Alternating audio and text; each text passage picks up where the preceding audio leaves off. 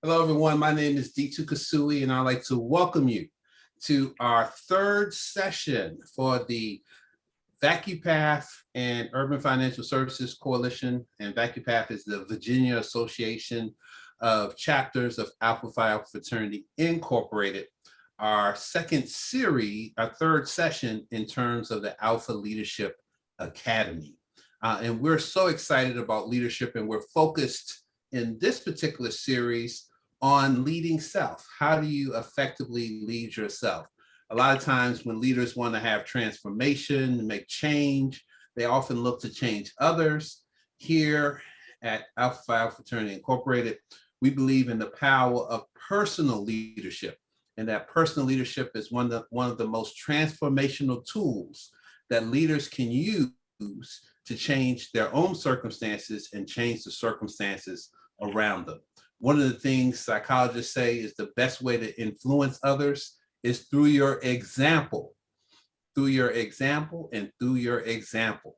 And so that's why we're very excited to talk about leadership today with one of our most revered leaders, not only in Alpha Phi Alpha fraternity, but in the space of professional associations.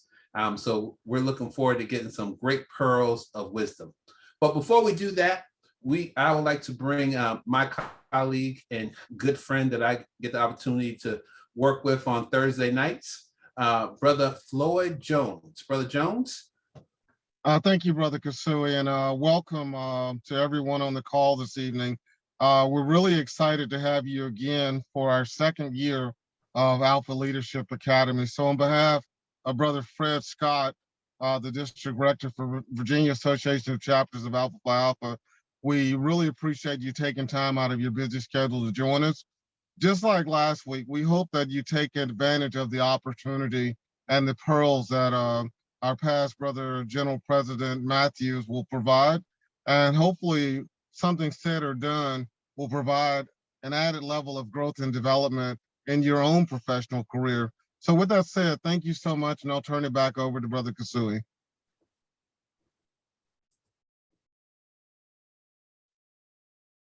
Thank you so much, Brother Jones. Appreciate you sharing on behalf of our VacuPath president, Mr. Fred Scott.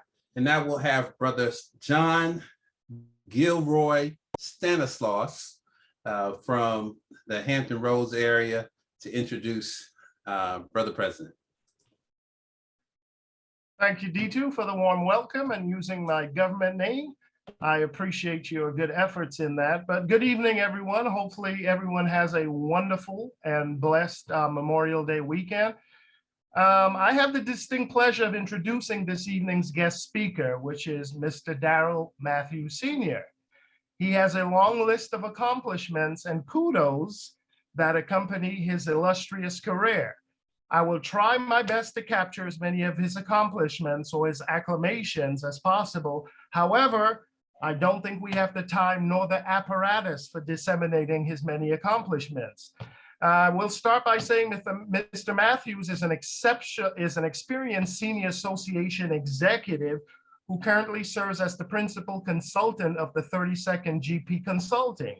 He also holds the position of president and CEO of the National Society of Black CPAs and national partnership specialist and the congressional liaison in the Atlanta region for the 2020 decennial census. He previously served as the outreach officer for the Department of Procurement in Atlanta, Georgia. He also was or is the executive director and COO of the National Association of Black Journalists and the National Association of Black Accountants. He was tasked for the day-to-day management of these national organizations. From 2005 through 2008, he served as the 32nd General President and Chairman of the Board of Alpha Phi Alpha Fraternity Incorporated. He holds a degree in political science and sociology from the University of Central Missouri in Warrensburg, Missouri. Please, ladies and gentlemen, give him a warm welcome, Mr. Darryl Matthews, a man of distinction and a formidable leader with grace and passion. He will talk and educate us today about the power of personal leadership to transform your life and others. Brother Matthews, the floor is yours, sir. Well, thank you. Thank you, Brother Stanislaw.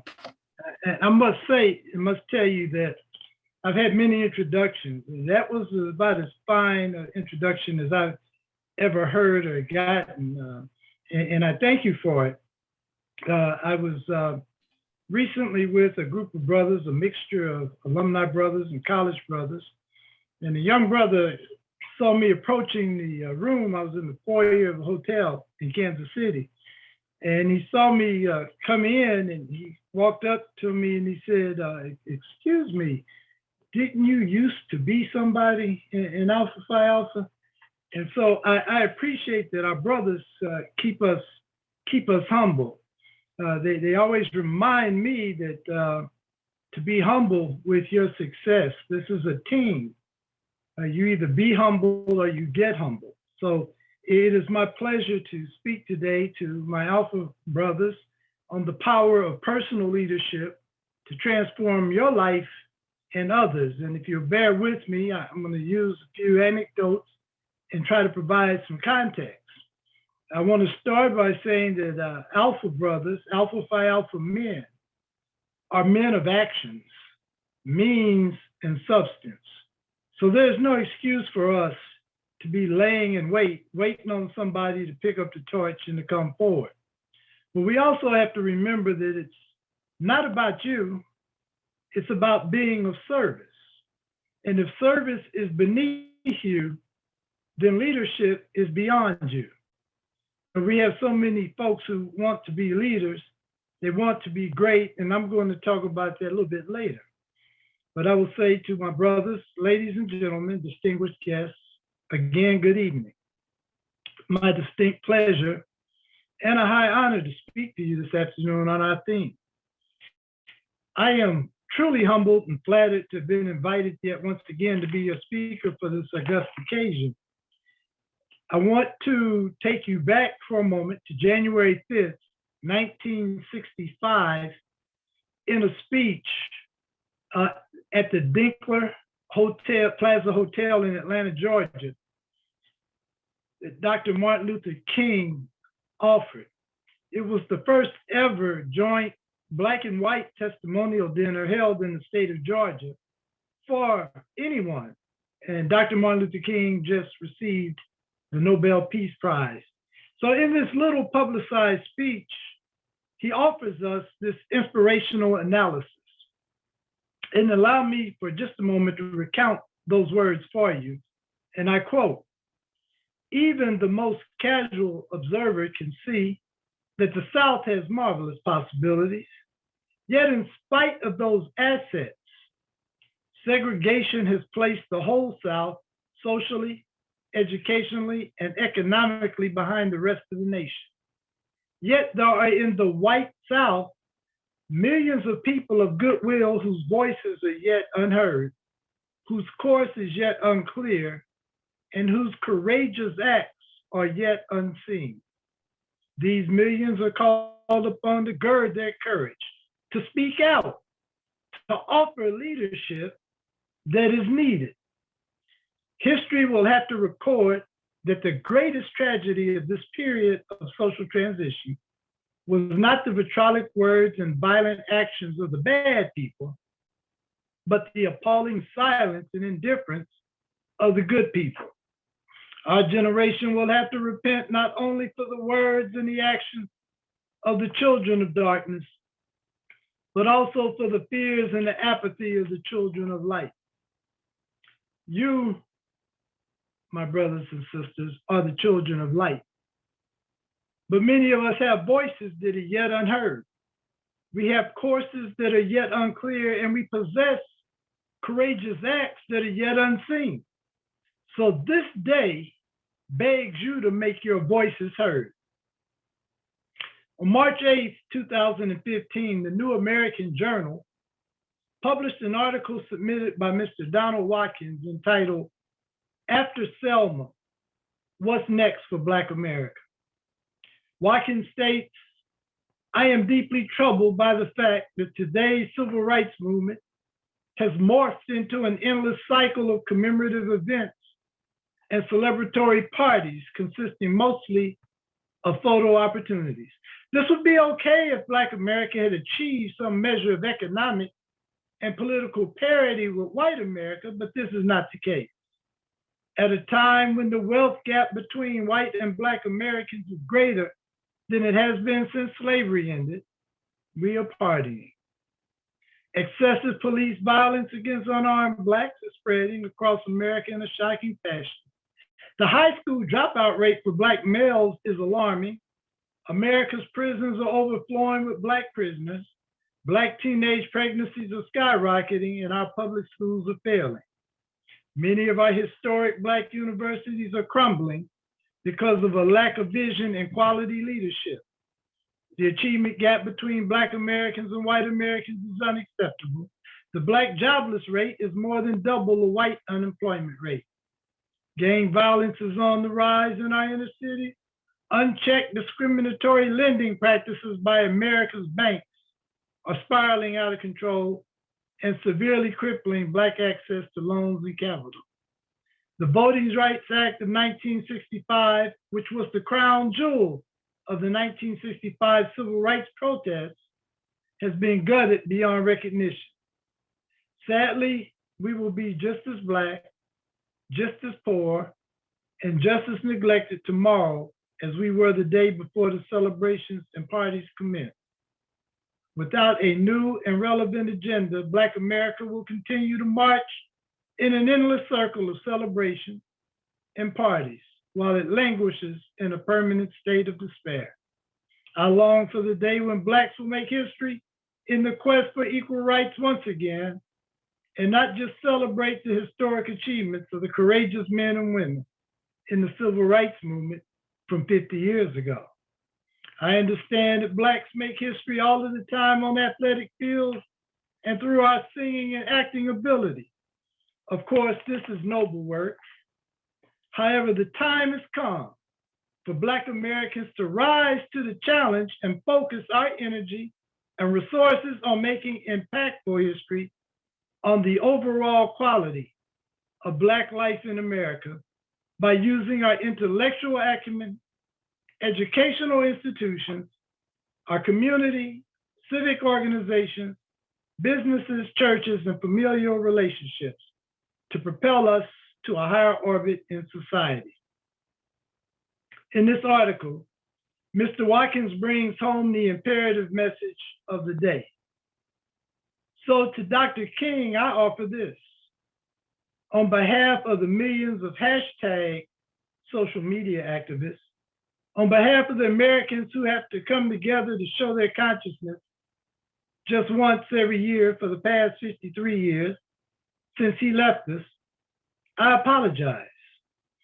We have talked ad infinitum about the dream he shared with us, but we have failed in our responsibility to create the companion plan, a strategic plan for our progress. We have crossed the Edmund Pettus Bridge numerous times, only to watch Selma's continuous deterioration and economic decline. So I say to you, those assembled here today, we must craft a plan that calls for us to accumulate capital. We must rebuild and reestablish our own neighborhood banks and credit unions. We have to fund the development of our own communities and ownership of the businesses that sustain us. We don't need just symbolic hashtag social activism, but strategic and measurable goals. We've heard the dream, but where is the plan? America is looking for credible, accountable, and transparent leadership among our ranks. Black America is looking for credible, accountable, and transparent leadership. But what would Martin think of the high-profile publicity-seeking pretenders who have no plan, no clear objectives other than to extort money from corporate America and deliver no results of real consequence? And young people are looking for suitable role models who are honest, dynamic, respectful, committed, accountable. Oh yeah, I know what you're thinking. What about the questionable morals of some who hold themselves out as examples and role models for today's youth? You know, we always say the role models are on the block, on the corner, come to work every day. But when you look for credible role models, where we need to be, where are we? We're slowly missing in action. Dr. King said, and I quote, "We shall have to do more than register and more than vote. We shall have to create leaders who embody virtues we can respect, who have moral and ethical principles we can applaud with enthusiasm." And what would Martin think about the reluctance or refusal of some of our youth to take full advantage of the educational opportunities from which their forebears were legally excluded? I'm saying to the young people, in the sound of my voice and in the sound of your touch, now is the time for burning and looting. We must burn the midnight oil and loot the libraries of their valuable resources. Dr. King said, "You must learn, baby, learn, so you can earn, baby, earn." I'm saying to you that we live in a time when intelligent people are being silenced so that stupid people won't be offended. I challenge the brothers of Alpha to create freedom schools, to create classes to teach our children and others who are interested in the true history of America. Now, some will blow dog whistles calling it critical race theory in an attempt to discredit and undermine the truth. But we must be loud and forceful about telling our stories and the painful experiences we have suffered if we are truly the voice for the voiceless, the dispossessed, the disenfranchised, and the downtrodden. Make your voices heard. Our churches are looking for strong, capable, God-inspired men to help reconstruct families and maintain our communities.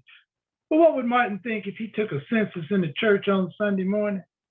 How many men would he find in the congregation? Bishop Frank Madison Reed, the AME Church, wrote, "It is not enough to change a person's condition. You must change their consciousness." Moses led the people out of Egyptian bondage, and he changed their condition. What Moses discovered, however, was that until they changed their consciousness, the people would continue to make enslaving choices. They were out of slavery, but slavery was still in them. Moses led them out of slavery, but he could not lead them up from slavery. Now, eventually, they were emancipated from Pharaoh. Your ancestors, our ancestors, were brought from Africa to America and delivered to Master Charlie. But since emancipation, we have voluntarily submitted to MasterCard to acquire Master Bling. You should not trade old masters for pagan idols. Our possessions, material things, can be lost in the blink of an eye. We must expand our focus from civil rights to silver rights, to become more financially literate and economically empowered, and to teach those in our community the same. How many Black-owned businesses are there in your community, in your city? Where is the Black bank or the Black banks, where you as a professional can go and deposit your money and withdraw your money without getting the police called on you, because nobody can believe that you should have access to that kind of capital? Leaders must think and see through the fog. You must first train yourself to see through the fog before you can lead others. But we must quietly and decisively accumulate capital, rebuild our own banks and credit unions where you can deposit and withdraw your money. We have to fund the development of our own communities, and there's no need for us to advertise what we're doing on social media. And by the way, these are not new ideas. Dr. King said that anybody can be great because anybody can serve. You know, many great men and women have gone on before us, but none of them sought greatness. It was earned because they put themselves last and others first. Henry Ward Beecher said this about greatness: greatness lies not in being strong, but in the right use of strength. So I'm calling on each of you to show your strength, to use your strength, to show your greatness and help us to rise up and raise up those who shall follow. You know, we have to infuse a spirit of hope and possibility in our youth.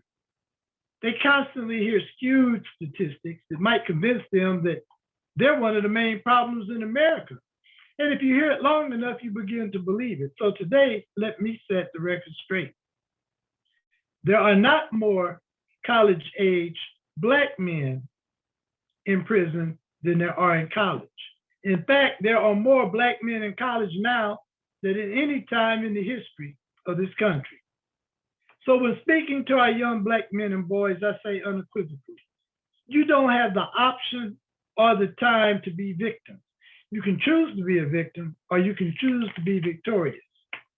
But you must adopt a habit of accepting and holding successful thoughts in your consciousness. And this is where you come in, brothers. Surround yourself with successful people who will encourage your success. Stay clear of dream stealers. Avoid anyone who tells you what you cannot do or become. You must seek the knowledge and expertise of those who have achieved success. That's what brought me to Alpha Phi Alpha. Once you realize that the crumbs from a winner's table are far better than a feast at a loser's table. So realize on this day, we cannot hope for or wait for another Martin to provide us with leadership. We must all become like Martin. We hold the keys to the forward progress of the race and the harmony between people of all races. So Martin, again, I say, since you lost your life fighting for the cause, our cause, we must continue to identify new leadership, fearless leadership, not feckless leadership, to carry our mission forward. Now, being that I'm down here in the South, I'm sure on Sundays you all have heard the preacher say, I'm fixing to get ready to close. As I'm fixing to get ready to close this evening, let me share with you one final story. There was an elderly carpenter who was ready to retire, and he told his employer contractor of his plans to leave the house building business and to live a more leisurely life with his wife and also take the time to improve his golf game. He was sure that he could get by. He'd miss a steady paycheck, but figured they could get by. His boss was sorry to see his good worker go and asked him if he could just build one more house as a personal favor. So the carpenter said yes, but in time it was easy to see that his heart was not in his work. So he resorted to shoddy workmanship. He used inferior materials, and it was an unfortunate way to end his dedicated career. Well, when the carpenter finished the job, his employer came to inspect the house, then turned around and handed him the front door key and proclaimed, "This is your house. This is my gift to you." Well, the carpenter was shocked. What a shame. If he had only known he was building his own house, he would have done it all so differently. And so it is with us. We live our lives a day at a time, often putting less than our best into the building. Then we're shocked when we realize we have to live in the house that we built. If we could do it over again, we'd do it much differently, but we cannot go back. You, my friends, are the carpenter. And each day that God grants for you to hammer a nail, place a board, or erect a wall, know that life is a do-it-yourself project. Your attitudes and the choices you make today build the house that you live in tomorrow. So for me, Alpha is my house. I am my house. I will choose to build wisely. And I thank you.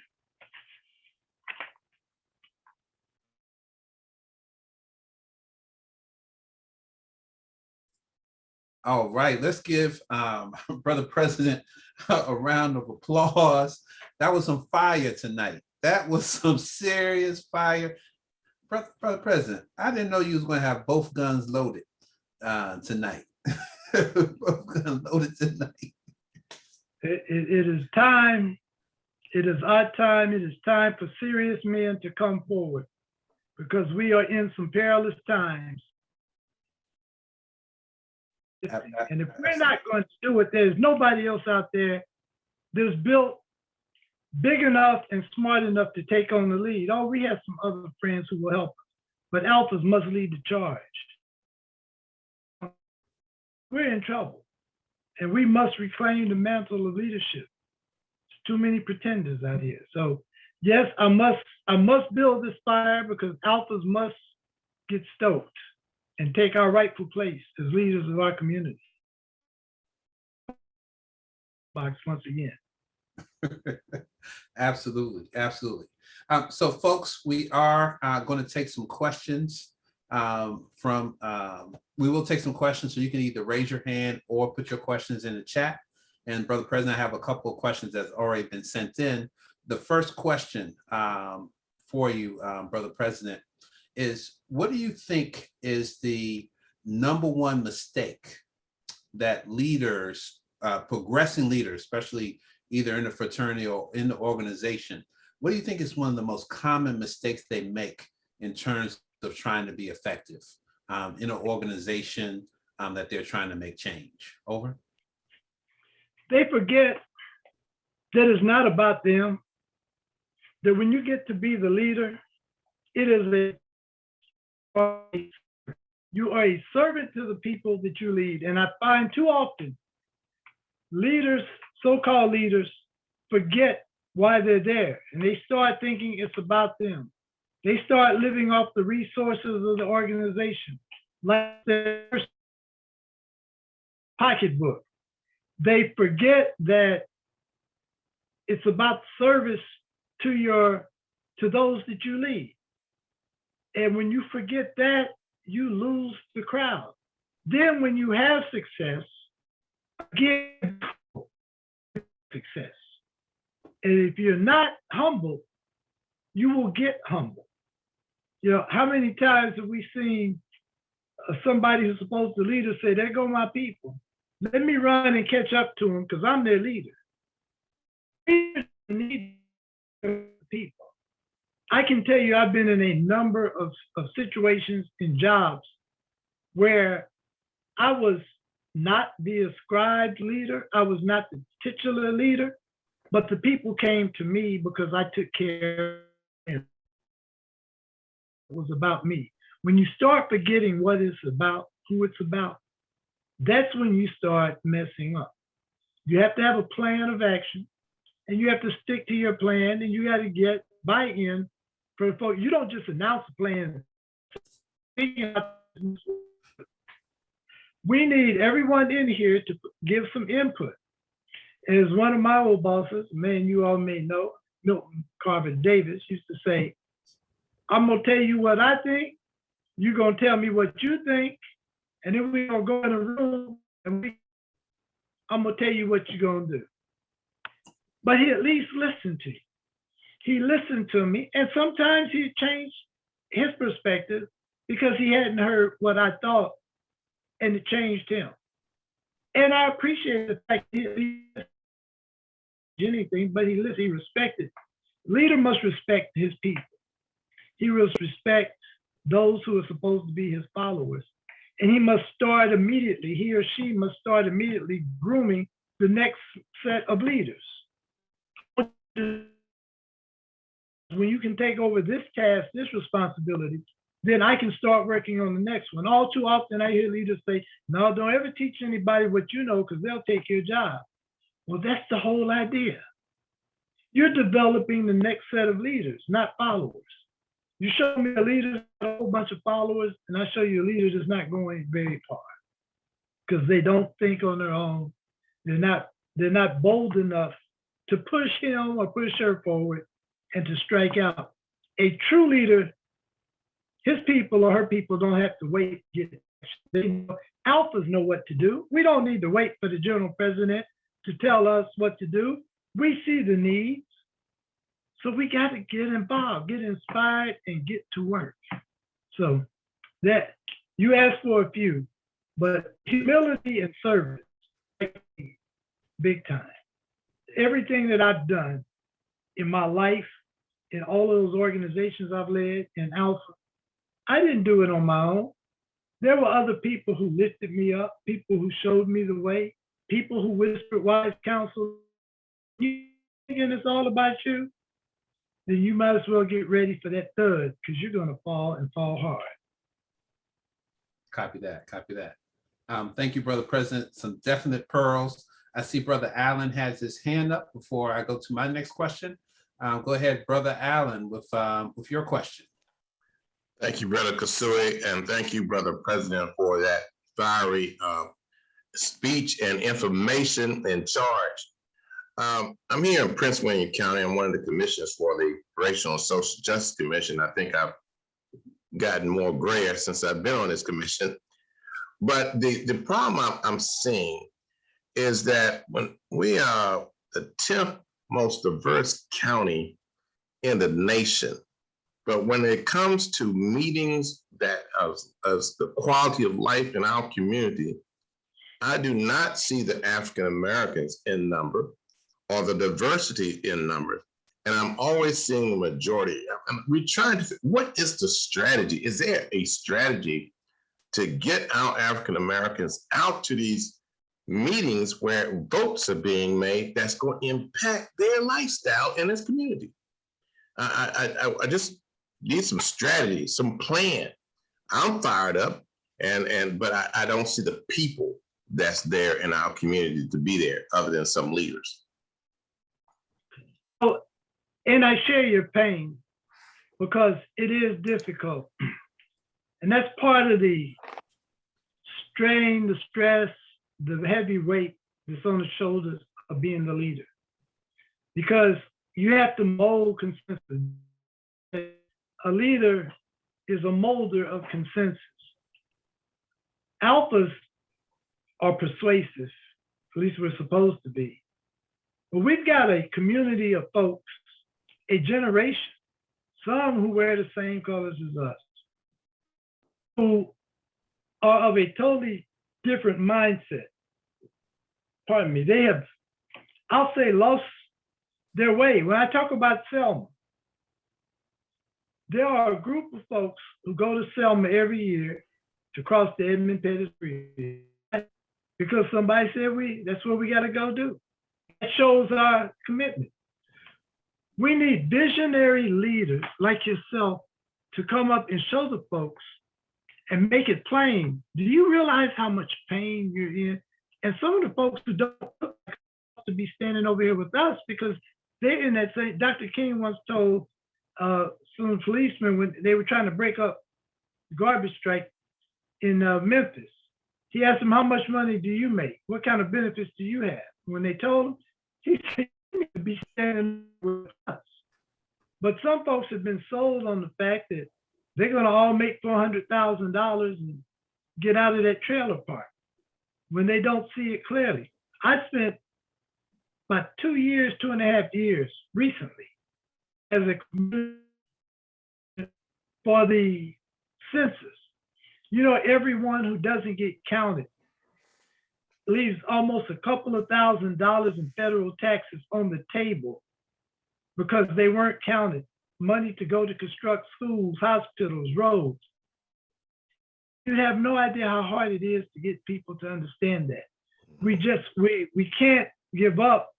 But what really hurts is when you're out there fighting and you look back and you don't see enough of your alpha brothers, you know, enough of your church members. It's kind of like when I was told that I was going to run for general president of the fraternity. I was told, admonished, that the first vote you got to get is the one in the kitchen or in the bedroom. In other words, if the people in the same with you, then it's going to be impossible. So we start preaching to the choir. We assume the choir knows the note, knows the assignment, but the way the was built, a handful of brothers sitting at one of them's kitchen table said, you know, there ought to be a memorial on the mall to Dr. Martin Luther King, a simple concept. But it takes first the folks with the dream, then it takes the folks who can make the plan, who can create the plan. And I found that when you create the plan and you get the buy-in as you're creating it, brother so-and-so, help me go through this. You know, you bring them all together. We have a mission statement that has so far stood the test of time because it's not Darryl Matthews' mission statement. Yes, it came in under my administration, but it wasn't about me. We had a room full of brothers who decided this is who we are. And so it became our mission statement. If it had been mine, it had probably been dropped a while back because somebody who said, oh, it's not relevant. You know, we're bandwagon people. Let's just be real. When we see the bandwagon pull out and start rolling, everybody starts running and wanting to jump on it. You build a little momentum, a few successes, whatever they may be, however you define success, the others will come. But yes, it is frustrating. It's not easy. And when you do get those successes, remember to stay humble with it, because we lose our way, we lose our mind. Look how many politicians have gone down because they start thinking it's theirs. It's about them. So yes, I do know, but it's going to be a grassroots effort. Get you some progressive folks, get you some young folks from off campuses, nearby colleges, or in the community, and let them talk about what they think strategy should be. And then you gently, with your seasoned experience, show them how we can get to that. Because they don't want to just hear, you got to register and vote. Because that hasn't solved anything on its own. It's a great first start. But they need to understand this is what comes from that. You see all these boulevards in our community where the grass is not cut, where 20 years ago it used to look like a manicured lawn in the Meridian. There's a reason for that. We have not because we ask not. You got to preach that to your people. You don't have because you don't demand. You know, you get mad, and then that's it. We don't follow it up with strategic action. Then we let some demagogue come in who's on television or coming out of a pulpit, leading the march. And next thing you know, we've got corporate America building plazas and erecting parks, none of which help improve the quality of life in our community. It doesn't give us the medical attention we need. So we need to teach folks how to focus on what's important. It's a big job in front of us, which is why I have to be fired up, because we need certain men to carry that forward. So again, I understand. I've come out of communities where my high school was 10% Black, 90% white in my freshman year. By my senior year, it was the exact opposite. I've seen the neighborhood in transition. I've seen city services. Sometimes it doesn't seem to matter when you have people who look like us who sit on the council. They get deaf to us too. We have to keep a fire burnt under their behind. So I was told when I was made as a college brother, if you see something wrong, and we have to teach this to our young brothers, if you see something wrong, you think something's wrong, you got to raise hell until it gets right. And that's what we have to teach our young folks about, how to raise hell, but that they have a duty to raise hell. And every brother in your chapter has a duty to be sitting down there with you, making sure you're, and the NPHC has to be more than about a picnic and a step show, trying to mimic like they're a 10th organization. Their job is to coordinate and collaborate all of the NPHC Divine Nine families around our strategic purposes. We don't have any permanent friends or permanent enemies. We have permanent interests, and we have to coalesce those folk around those. So I'm sorry, brother, I just get started and I can't stop. Excuse me, I'm gonna grab a bottle of water real quick. I appreciate your saying wisdom and salient points there, Brother President. Thank you so much for that response. Absolutely. That was a powerful question. Brother Brother Allen, very powerful question. And Brother President, Great question. I wanted to let you know that I was talking to the district director, Fred Scott, and he wanted me to pass on to you to share that the domains that we have in VacuPath to say, you know, how he creates a strategic plan.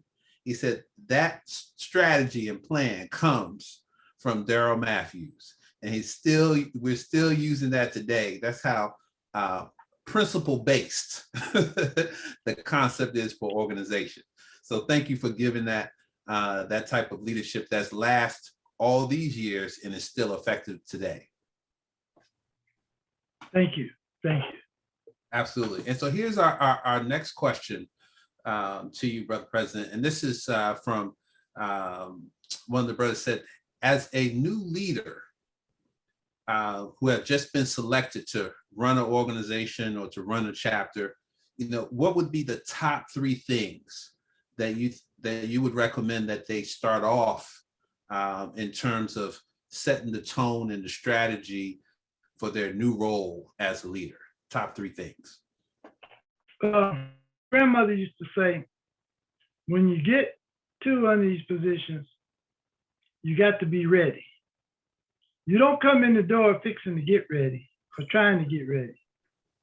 So the first thing I've always done anytime I take over a new organization, we do what I call a unit readiness inspection. Where are all our documents? Where are all our paper? Where are all of our operating guides and pieces? Those should be readily available to whoever wants to see them. And if they're not, if there's not a financial statements are not there, if I can't see as the new leader, I can't see the bank accounts, I'm not going to do anything with it. I need to know they're there. And I want to know that I've put my eyes on them. So if anybody asks me, I can say, yes, I've seen the charter, I've seen whatever it is. Then I'm going to sit down with my cabinet, with the brothers who were chosen to lead with me, and I'm going to find me some brothers who are not yes men, brothers who are going to challenge, not just be irritating, but advocate, or to ask me, Brother President, are you sure this is what you want to do? If they have a legitimate concern or another opinion or option, because it doesn't do a leader any good to have rubber stamp people around. It just does not. So I want to make sure that my team and I are on the same page. When we leave this room, if you have a concern or issue, it resides here in this room. You bring it to me, not out there on the floor. So once we are all on the same page and moving in the same direction, then it becomes much easier to present our unified case to the brotherhood and to ask them, brothers, what do you want to do? What do you think? You have heard, how do you want to implement this? Because it doesn't do you any good if they don't show up. So the 3 things is to make sure you've got consensus, make sure that you've got all your operating documents, that all your things, all of your governing documents are in order, that you understand the Constitution that you're living by and Robert's rules. Now about Robert's rules, I was told by a very wise brother that it takes a wise man to know how to use Robert's rules, but it takes an even wiser man to know when not to. Be so tied up by the rules that you get caught up discussing our navel gazing and get stuck on a point of order when there's more important business to do. Yes, they're there as a guide, but also to the organization above me. As a chapter, be connected to your district, be connected. And when I say be connected, I mean understand what's going on. Because everything that's going on might not be to your liking, might not be in the best interest of the organization. Are not the best leaders, and they need to be pushed. They need to feel the fire coming behind them. You know, that's what we do. Iron sharpens iron. Yeah, as one person sharpens another. You know, that's why you go to an alpha meeting and people say, man, y'all were going at it. No, we were having a dialectical debate, arguing the fine points of parliamentary procedures. That's what alphas do. We pontificate. And then we shake hands, exchange greetings, and depart friends. But also take some fun. At a chapter retreat, have it structured. Don't just have a retreat where you're going to play bit whisk all weekend or go out and get on the golf course. Have it structured. Take care. Remember to take care of the business. If I'm a new leader, I'm going to make sure that I've got all of the pieces in place to handle the business. Our brotherhood, but our business is the business of brotherhood. So we don't get that twisted. It's not an either or, it's both and. We are a brotherhood, but we take care of the business. And without the business, there's no brotherhood that's going to stay, not going to assemble. Absolutely. I hope I answered the question. Yes, you did. You answered the question excellently, sir. So the next question is really about, in terms as a leader, how does one get the right type of attitude or creates the right type of atmosphere where people can give them feedback? Because you mentioned earlier, don't surround yourself with yes men. Oftentimes, people don't have the right stamina or temperament, or develop the right temperament to be able to accept, feedback. How does one develop that in themselves, and how important is that to a person's effectiveness as a leader? I years ago worked for Southwestern Bell. One of the things they taught us, I was an account executive. I was in their sales training course, National Sales School. And they taught us what they call aggressive listening. And this starts within you as the leader. People hear, but they don't hear. I try to listen more than I speak. You'd be surprised how much more you'll learn when you're listening than when you're speaking. People will tell you everything you really need to know if you just listen. So the first thing is to make sure that a leader who doesn't have the temperament or comportment to deal with the brothers, and brothers are not easy people to deal with. You need to make sure that they don't get to be the leader first. Not until they get seasoned or until they get it. Because everybody who wants that, everybody who's willing ain't able. Milton Davis used to tell me that all the time. Everybody who's willing ain't able. Another way to say it is everybody talking about heaven ain't going there. So some people luck up and get to be the leader. But my point number 3 is this is a team. Be humble or get humble. Now, within me personally, I developed along the way, I learned that my brothers spend their dollars, their disposable income that they could spend anywhere to come and be here tonight, to come to the General Convention, to support Alpha to the best of their ability. And it's my responsibility to make sure that they get a return on that dollar, which means that if I have to stay up half the night preparing to answer phone calls, those I couldn't answer today, answer tomorrow, you at least the reputation I tried to leave was, I may not call you back the same day, but I'm gonna call you back the next day. You're going to get a return call, return email, because it's about service. So you get a leader who's not going to listen, people start voting with their feet and their hands. They sit on their wallets. All of a sudden, when you start seeing a sparse crowd, when you start seeing 75 brothers who are on your chapter roster or 200, and there's 15 at the chapter meeting, somebody needs to have a conversation or a deep cleansing session, a come to Jesus. And when I was college brother, we were not above putting each other on the stool in the circle and spending an evening with some cold, honest dialogue. Now, there's some people whose feelings got hurt and they never forgot it, but I think it's better coming from a brother than from another, because it's supposed to stay in the house. Yeah, if we're gonna have internal issues, let's keep it in the house. Let's deal with it internally, because they're not gonna go away. So if your feelings are so thin, you've chose the wrong frat, because we will hurt your feelings with the truth. As your brother, it's about love. I extend to you this fraternal love, because if I allow you to do what you think is okay and it's not okay, and you come away from there thinking, yeah, that's I'm doing okay, I haven't done you any favors. We must be honest and transparent. We're looking for accountable folks. Be accountable to one another. So that brother who won't listen, he'll soon be humble. But if the chapter demands that he listen, he'll hear it or he'll be gone. He'll leave on his own. Copy that, copy that. And there's a follow-up question to that on the same point.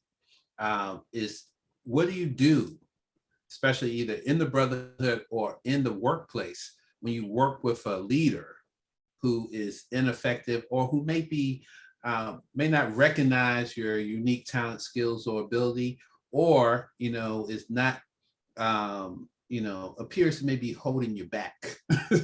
How do you handle leaders like that? We're talking about a hater. Yes. When I worked for the city of Atlanta, the person who hired me was a brother, Alpha brother. And he said, I'm glad you're here. This is in 2016. He said, because we have a number of brothers. There were 5 of them working in his department. I made number 6. He made number 7. But there were 5 reporting to him. He said, I tried to do a little sit down Founders Day luncheon with the brothers. He said 2 showed up. The point I'm getting to is, he said, I'm hoping to build a magnet for the brothers. Long story short, we found out, we sent out a directory. We collected 50 brothers that worked the various departments of Atlanta City Hall. And we kept the directory, we kept it to ourselves. That became the Alpha Mafia. That became the Brothers Mafia. And we kept each other informed. We got together off-site. But there were haters in the city who didn't understand, who are these people? Why do they have this much power? And when you come in to a new work situation, or you get a new boss to come in, and we saw 4 bosses come in there, 4 chiefs come in 4 years. I left, they hired a 5th one, and now they're getting ready to hire a 6th one. It's been an average of 1 a year.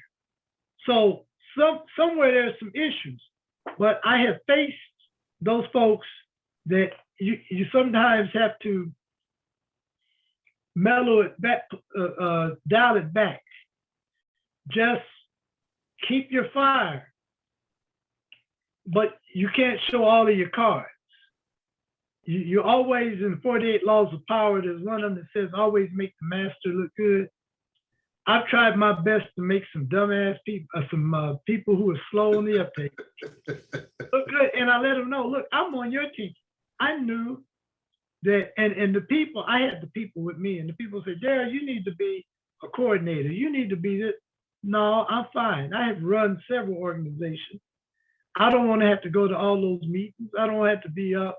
I just want to sit in the corner and add value. And what would happen is that the deputies, people who outrank me, would come to me for management advice on how to deal with employees, as opposed to going to the chief, not the brother that hired me. They loved him, but the ones that came after. So you stay focused, know who you are, and always be prepared and ready to jump, because you never know when you have to jump, because the knives are coming, the haters are coming. And you got some folks, the minute you walked in the room, said, look at him. Who does he think he is? And so you learn to enjoy the sound of haters choking on their haterade. Just, you let them go, but you do you. Because your boss is not always going, because I work for a person who felt, never teach somebody what you know, because if you do, they'll take your job. Well, then that just caused me to develop my skill set low key and underground. But when the time came, I had my book, my notebook, with my copious notes, things I would do different if I ever got a chance. That was my strategic plan for that particular position, and I was ready to hit the ground running. Absolutely, absolutely. Great point. Keep your head to the sky, as Earth, Wind, and Fire said. Keep your head to the sky. That song, it's all about love. When they start, at the end, they start rapping and say, we're coming to you from a hill place, la, la, la, la, la, la. But beauty is in the eye of the beholder. And if it ain't no beauty, you got to make some beauty. Lord have mercy. In other words, that spirit in you will emanate out. If you think it here, if you feel it here, other folks will feel it. You'll have an aura. I know. I've seen it. I've done it. And when I was a college brother, I used to tell the brothers, when the other folks come in, still into the party, yo, you know, I said, look, we don't announce ourselves. When we walk in, people will feel us. You got to project that. And sure enough, people with their backs to the door would turn around and say, we knew something was different about this party. That works. That's not hokey. That works. I know. I've lived my life having folks feel me because I'm projecting, coming from a different place, a hip place, coming from a place of love and spirituality. You can't take my joy. I know that's right. I'm feeling that joy. Anybody feeling that? Everybody else feeling that joy emanating? I'm feeling that joy. It's there. You just have to reach for it. It's there. Absolutely, absolutely. Another question I got from you, Brother President, is what do you recommend for young leaders to read in terms of their preparation for their next leadership opportunities? Everything they can get their hands on. I got a book from one of my brothers, peers, my college chapter, when I graduated, called The Laws of Success by Napoleon Hill. And in there, he talks about the mastermind. I got hooked on that book, and I graduated. Central Missouri used to be called Warrensburg State Teachers College. A man who graduated from there, who I like to tell everybody is the other famous alumnus, is Dale Carnegie. Oh. Get the Dale Carnegie book on how to win friends and influence people. This is not rocket science. It's very basic. When people know that you care about them, when you take the time to do these basic things, then there's the book, The 48 Laws of Success, and there's a number of them. Dr. David Schwartz, The Magic of Thinking Big, Acres of Diamonds. I don't subscribe to every latest guru self-help book, but leaders are readers. So I suggest that you look at books that address how you feel about yourself and how you get to work. Not about you, but about what you can do for other folks. And I'm telling you, The Laws of Success got me started. It really got me. It took, the book laid on my dresser for the longest before one day I picked it up and started reading. I couldn't stop. Man, I should have been in this 2 years ago. But I made sure also a good place to start is to remember the lessons that we learned in Alpha. As I would drive my kids to school in the morning, they knew The Man Who Thinks He Can. They knew If. They knew Invictus. Because, my oldest son is a high school basketball coach. He's on principal track. He teaches his kids, his basketball players, and he's led. They all know these poems because he remembers them from his childhood and they were impactful to him. So leaders are readers. Put your hands on everything you can get. Don't go with every fad that comes along, because every little self-help guru is out here to make a quick buck. Forget about Dr. Phil, forget about, these folks. Look at the tried and true, the basics. Go back to the basics. Absolutely, absolutely. And I got another question here that says,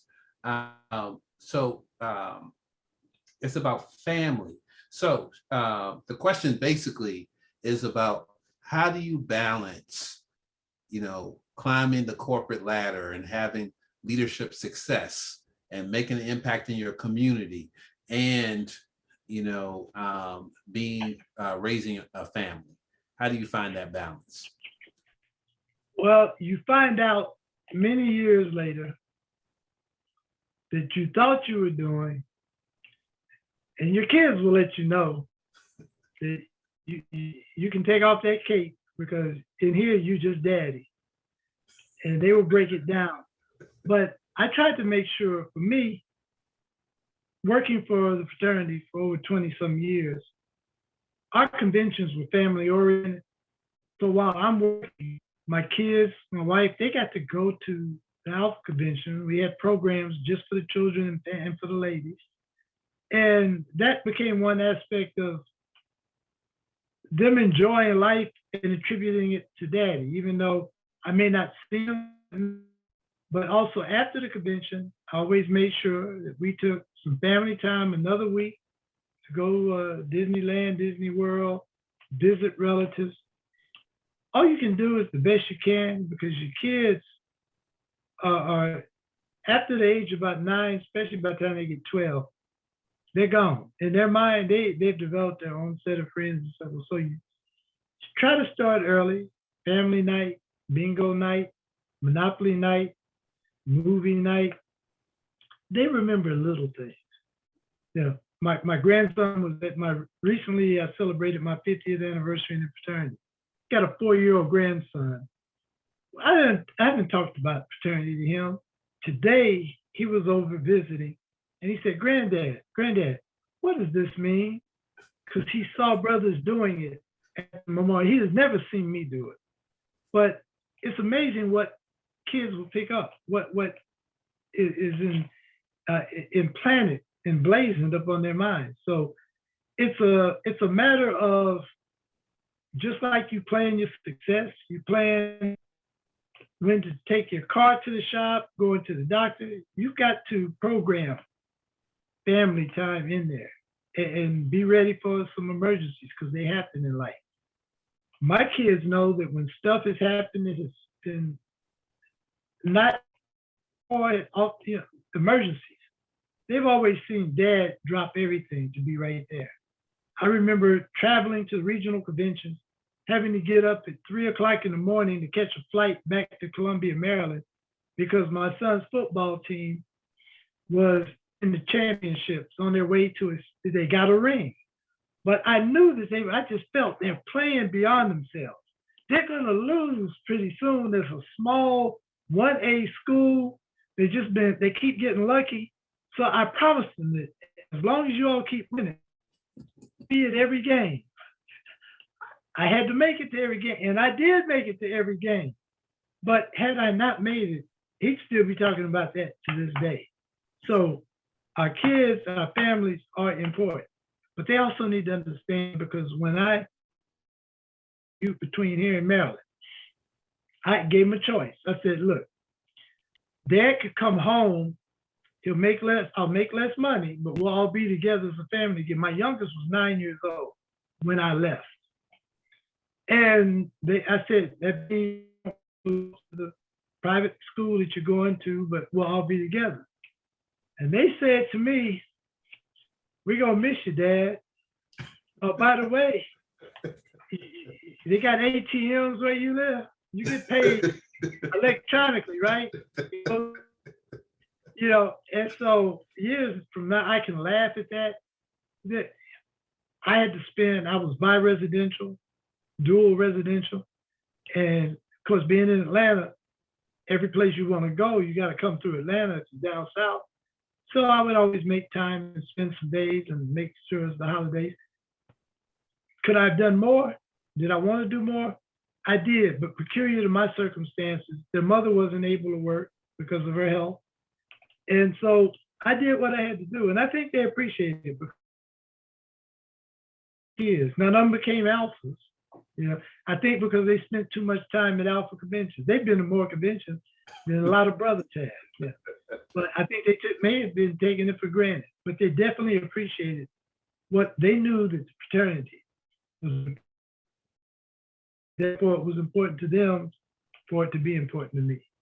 But yeah, you gotta look out for the family. There can be no excuses for, oh, I'm sorry, I forgot. No, my kids are on my calendar. They're on my business work calendar because it's a blend, family, life balance. And work-life balance seems to be a myth more than anything else. It's an ideal to achieve. It's very difficult because at some point you make a decision. You know what? They can have that vice presidency. They can have that executive vice presidency, that senior vice presidency. I've missed too many games. I've missed too much of my kids growing up. Don't wait too long though, because once it's gone, it's gone. And they develop their own set of friends, and you just become an interloper.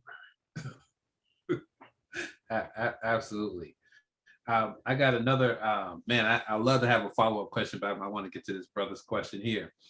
In working and leading new teams, what is your opinion on surveys or quizzes that extract their internal strengths or motivations and in using that to position team members for success? I never put anything in paper that could be used against me. I want one-on-ones with my team. I want to develop a personal communication. I've had some performers, high performers, but they were character problems. They had some personality issues when I first acquired the team. And I call them in and we sit down and we have an honest chat, an honest face-to-face talk about, look, I had a young lady who, and she liked to play like she was from the hood. And she said, I'm just a gangster girl from the West End. So everybody laughed, it was cute. But I could tell because, again, I'm an experienced, where I won't say drug induced. She was on some powerful medication, prescribed medication. And I called her in my office and said, look, you can fool everybody else, but I understand, this and this is going on in your life. I'm going to do it. When you feel like you need to get away, just tell me that you're going over to Office of Watershed. I got you. But we don't need all this, this. You need to talk about something, come in my office, close the door. You can call me whatever you want to call me, any kind of name you want to. But when you leave here, we're back on track. And they respected that. They respected me because I respected them. So I didn't take time. Sometimes you got people who are not of goodwill. People in HR are not your friend. They get a hold of something. I'd rather have your face-to-face feedback. I'll make my own notes, and then we can have honest dialogue. My teams have always known me to be, and I'll say this as humbly as I can. You can find any of the folks who used to work for me, except the one or two that I had that fired themselves. They will tell you that I was the best boss they ever had because I cared about them. They didn't have to argue, worry about, why are you still here? Come on, let's go get that fixed. Come back and get that tooth taken care of. As long as we get the work done, that's all that counts. And my teams never missed a deadline. They always performed exceptionally, even when we were understaffed, undermanned. I pride myself on having developed high-performing teams. I put that expectation out there. This is what I expect. And they see me out there with my sleeves rolled up, bumping elbows along with it. I never ask any team to do anything, any member, that I wouldn't do myself. So if you're coming out of rely on surveys too. I want you to look me in my eye. And I want you to tell me what you think. And I'm going to tell you what I think. And then we're going to figure out how we make this work. We don't have all that other stuff. And if I do have someone that can't deal, elsewhere. Plenty of jobs out there. I had somebody tell me once, Mr. Matthews, I did you a favor. I came to work today. I said, well, I'm going to do you one. Bye. Test you. But no, I'm not a big fan, a proponent of 360s and all that. There's a person who's been put in charge of a specific unit to accomplish a specific task. And when they're not the person who's in charge. You know, they've got their time. Their time is coming. They may be replacing me, but right now I'm sitting in that seat, and that's my task. Absolutely. Well, Brother President, we have held you. I got a couple more questions, so I'm gonna ask you really quick. These are really quick lightning round questions. Right? Here's your first lightning round question. Person you admire the most? Nelson Mandela. Met. He oozed charisma. He oozed it. You talk about feel somebody, and when we met, I was escorting him to his motorcade to go meet President Bill Clinton. You know what he wanted to talk to me about? He had nice braids, but he's 15 years old. Why would he do that to his hair? That, man, to this day, I'll never forget that. There's a lot of people that I admire, a lot of them, but him the most. Absolutely. And your next question is, what is your favorite car to drive? My favorite car to drive. You see, no sense in me lying about a Lambo because I never sat in one. No, I had a Chevrolet Blazer, but my favorite car to drive was a 2004 Jaguar coupe sedan, 4-door coupe, aluminum body. Man, I cried when that car got hit. Tore up all my rack and pin, not my rack and pinion, tore up my absorbers, shock absorbers. What do they have in those European cars? Anyway, it costs more than shock absorbers, but yeah, that was my favorite car. I love that car. Absolutely. And which one of your kids is your favorite? They all have qualities to just make me tear my hair. That's why I have no hair now. Yeah. They all equally know how to just set me off. Yeah. Absolutely. So, Brother President, what would be your final words of encouragement that you'd like to give to us tonight and people who will be watching this video later? What's your final words of encouragement for leaders? Brothers that are younger than I've run my race. We need you brothers to be prepared. Some of you think you're ready, but you're not. But you young brothers have to get ready because, like it or not, COVID and other illnesses and incidences have taken the leadership, depleted the leadership of this great fraternity. And so we need new leaders, and we need fearless leaders, not feckless leaders. We need to develop leaders. So prepare our journey. And we've shared our journey with you. So now it's your time to take Alpha to the next level. If it doesn't go there, it's on you. This is your time. I've taken it as far as I can. So brothers, it's your time. Take it and run with it until we get to the next level. Absolutely, absolutely. Everyone, let's give a big round of applause to Brother President Darryl R. Matthews, Senior. Amazing leader, always have pearls of wisdom. And when Brother President talks about he return calls, either the same day or the next day, if you see him on LinkedIn and send him a message, he has returned my call so many times. I always like to tell the story. When I was national president of Urban Financial Services Coalition, I reached out to Brother President, came by his office in Baltimore, Maryland, and said, hey, I'm looking for, a speaker, someone to help us out for our national program in Atlanta and at the Federal Reserve Bank. Brother, can you recommend? He said, hey, don't worry about it, I'll do it.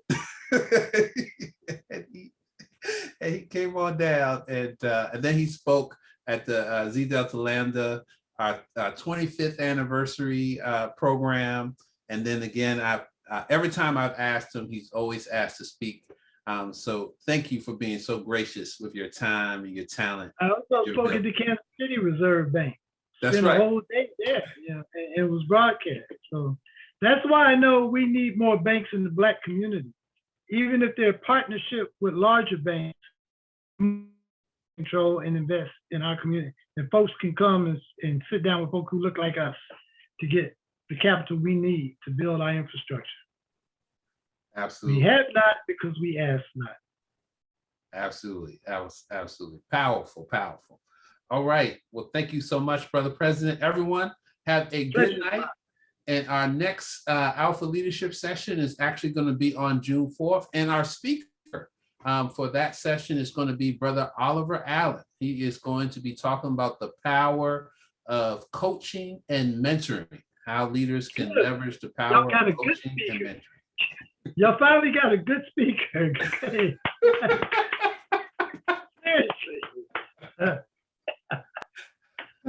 Absolutely. All right, Brother Alvin. Everyone have a good night.